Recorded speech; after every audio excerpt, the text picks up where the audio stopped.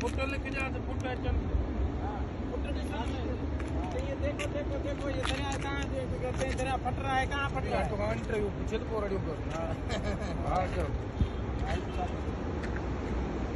मत एक देखो बाबा का पूछो लाइव वाला है, बाबा का पूछो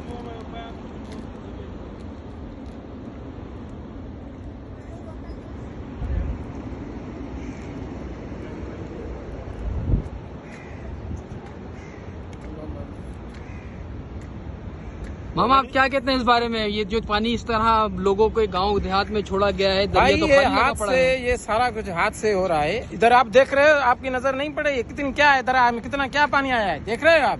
ये हाथ से, ये बाहर मुल्क से फंड आ रहा है, वो खाने के चक्कर में है। ये बाहर मुल्क से फंड आए, हम खाएं, पेट भरे, इनका पेट नहीं भरा है। भले मर जाए, सारे गरीब मर जाए, तबाह हो जाए, शहर तबाह हो जाए, इनका पेट भर जाए बस।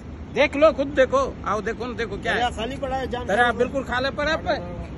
देखो देखो इधर देखो। नाज़रीन जैसे कि आप देख रहे हैं दरिया का रुख इस पानी को छोड़ा नहीं गया लोगों के गांव डुबोने के लिए। भाई ये नॉर्मल पानी चल रहा है जो आम दिनों में चलता है। कोई सैलाब का पानी इधर नहीं है जामशोरों में।